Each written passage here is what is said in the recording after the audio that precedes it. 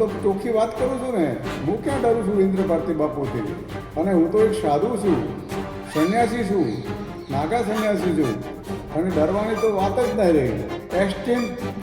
એસટીની જે ફાઇલ ખુલી એના કરતાં પણ વધારે શોભાયમાન નથી. દીકરીઓ જોડે આવું વર્તન થતું હોય, છોકરીઓ લાવતા હોય અને ચરસ, ગાંજો, અફીણ, હેરોઈન, કોકીન, આ તમામ ધંધા આ મહાત્માઓ કરતા હોય છે.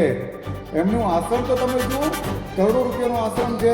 આજે ચાલે છે એ સાધુને શોભા આપે એવું નથી. ભવનાથના મેળામાં જ્યારથી કીર્તિ પટેલે મૃગીકુંડમાં સ્નાન કર્યું છે ત્યારથી જ ભવનાથનો મેળો કીર્તિ પટેલ અને સાધુ સંતો વિવાદોમાં આવી રહ્યા છે. પહેલા કીર્તિ પટેલ અને હવે અમરગીરી બાપુએ ઇન્દ્ર ભારતી બાપુ પર ગંભીર આરોપો લગાવ્યા છે. તેમણે કહ્યું કે એપ્સ્ટીન ફાઇલ કરતા પણ ખરાબ કૃત્ય દીકરીઓ સાથે ઇન્દ્ર ભારતી બાપુ કરી રહ્યા છે. અમરગીરી બાપુએ કહ્યું કે હું ચોખ્ખી વાત કરું છું, હું ઇન્દ્ર ભારતી બાપુથી ડરતો નથી. ત્યારે વધુમાં તેઓ શું કહી રહ્યા છે સાંભળો. ગિરનારમાં વસતા તમામ સંતો મહંતો, નાના સ્થાનવાળા, મોટા સ્થાનવાળા, દરેકને મારા બે હાથ જોડીને ઓમ નમો નારાયણ, ઓમ નમો નારાયણ, ઓમ નમો નારાયણ.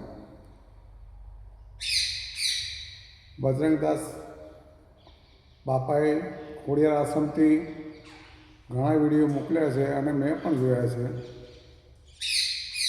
એમનું કહેવું સત્ય, હકીકત, સાચી વાત છે, 100% સાચી વાત છે. એમાં કોઈ બે મત નથી. પણ આજે ચાલે છે એ સાધુને શોભા આપે એવું નથી. માન્ય કલેક્ટર સાહેબને પણ વિનંતી કરું છું, માન્ય એસડીએમ સાહેબ, ગોયલ સાહેબ, પ્રાંત અધિકારી સાહેબ, આપને પણ વિનંતી કરું, મામલતદારશ્રીને વિનંતી કરું, તમામ અધિકારીઓને વિનંતી કરું, આ મહંત પદનો ઓર્ડર જેમ બને જેમ ભવનાથ મંદિરનો, અંબાજી મંદિરનો જેમ બને જેમ જલ્દી ઓર્ડર કાઢવા આપ સાહેબને અમે વારે વારે વિનંતી કરીએ. અત્યારે પણ બે હાથ જોડે વિનંતી કરીએ. અમે પણ ભાજપના જ છીએ, અમે વર્ષોથી ભાજપમાં છીએ. જ્યારે સોમનાથથી અડવાણીજીની રથયાત્રા ચાલી હતી, અમને સાથે હતો મુરલી મનોહર જોશી સાહેબ અને તમામ અધિકારીઓ મારી સાથે હતા. અને બાબરી મસ્જિદ ધવસ થઈ ત્યારે હું પણ ત્યાં મારી હાજરી હતી. અમે પહેલાં આગ્રાની જેલમાં રહ્યા, પછી એના પછી અમારી ધરપકડ થઈ, અમે ફૈજાબાદમાં રહ્યા. 3 મહિના અમે જેલમાં ત્યાં રહીને આવ્યા છું. તો અમે પણ ભાજપના જ છીએ, ભાજપને સાથે અમે છીએ જ. પણ અવારનવાર આ કોંગ્રેસમાંથી આવીને ભાજપનું બદનામ કરવાનું જે ષડયંત્ર ચાલે છે એ ખરેખર અમને બહુ દુઃખ થાય છે અને આવું ન થવું જોઈએ. અને વાત રહી ઇન્દ્ર ભારતી બાપુનું, હું તો ચોખ્ખી વાત કરું છું ને, હું ક્યાં ડરું છું ઇન્દ્ર ભારતી બાપુથી? હું તો કોઈથી ડરતો નથી. જેવી રીતે બજરંગદાસ બાપુ ડરતા નથી, એવી રીતે હું પણ કોઈથી ડરતો નથી. અને હું તો એક સાધુ છું, સંન્યાસી છું, નાગા સંન્યાસી છું, અને ડરવાની તો વાત જ નહીં રહી. જ્યારે આ ઇન્દ્ર ભારતી બાપુ અહીંયા આજે 2 આશ્રમ છે ભારતી બાપુના, વિશ્વંભર ભારતી બાપુ અને આ રુદ્રેશ્વર જાગીર. રુદ્રેશ્વર જાગીરમાં જે સંચાલન છે એ એસટીની જે ફાઇલ ખુલી એના કરતાં પણ વધારે શોભાયમાન નથી. દીકરીઓ જોડે આવું વર્તન થતું હોય અને ગેટ બંધ રાખતા હોય, વીઆઈપીના આવર જવર થતી હોય, છોકરીઓ લાવતા હોય અને ચરસ, ગાંજો, અફીણ, હેરોઈન, કોકીન, આ તમામ ધંધા આ મહાત્માઓ કરતા હોય છે. એમનું આશ્રમ તો તમે જુઓ, કરોડો રૂપિયાનો આશ્રમ છે. અને એને રાજા ના રહેતા હોય તો રજવાડી ઠાઠ ભોગવે છે, કારણ કે બેડમાંનો ધંધો કરે છે, છોકરીઓનો ધંધો કરે છે.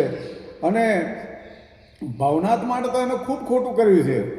ભવનાથને પચાવી પાડવા માટે અનેક પ્રયત્ન એના કર્યા, અમારા ગુરુભાઈ રમેશગીરી બાપુ હતા, એમનું પણ મર્ડર કરવામાં એમનો હાથ છે. તો આ તો બધું ડેન્જર માણસો છે, ગુંડા તત્વો છે, અને એમને સરકારશ્રીને વિનંતી કરું, એમની સામે તમે કાયદેસરની કાર્યવાહી કરો અને જેલ ભેગા કરો અને સાધુમાંથી કપડાં ઉતારી નાખો એના. હવે હું વિશેષમાં કંઈ કહેવા માંગતો નથી, મારી વાણી વિરામ આપીશ. અને હું મહાન શ્રી ભવનાથના એક સભ્યશ્રી, ભવનાથના એક સદસ્યશ્રી, હું તો ગિરનાર ઉપર બિરાજમાન 33 કોટી દેવી દેવતાના અને મારા ગિરનારની અંદર બિરાજમાન સર્વે નાના સંતો, મોટા સંતો તમામને હું ચરણોની રજ છું. હું આપણે ઓમ નમો નારાયણ, ઓમ નમો નારાયણ, ઓમ નમો નારાયણ કહીને મારી વાણી વિરામ આપીશ. કલેક્ટર સાહેબને ફરી વિનંતી કરું, જેમ બને જેમ જલ્દી ઓર્ડર કાઢો અને આ બધું તંત્ર છે તો ખાડે ન જાય. આપ પણ બદનામ થવો છો, આપનો અધિકારી પણ બદનામ થાય છે, સરકાર પણ બદનામ થાય છે. તો જેમ બને જેમ જલ્દી ઓર્ડર કાઢો અને હવે પછી આવા બનાવ ન બને એ આપને હાથ જોડીને વિનંતી કરું. જય ગિરનારી, જય ગિરનારી, જય ગિરનારી. શિવરાત્રીમાં કીર્તિ પટેલના સ્નાનથી શરૂ થયેલો આ વિવાદ હવે ઇન્દ્ર ભારતી બાપુ પર પહોંચી ગયો છે. ભવનાથમાં એવું તો શું ચાલી રહ્યું છે કે જે અત્યાર સુધી બહાર જ નથી આવ્યું. ભવનાથ આસ્થાનું પ્રતીક માનવામાં આવે છે, જ્યાં આજે પણ ગુરુ દત્તાત્રેયના બેસણા છે.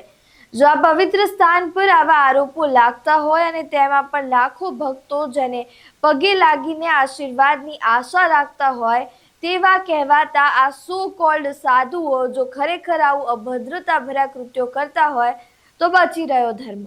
હવે આ મામલે શું સત્ય છે તે તો ગિરનારી જ જાણે, પરંતુ આ બાબતે તમારું શું માનવું છે તે અમને કમેન્ટ બોક્સમાં જરૂરથી જણાવજો. નમસ્કાર.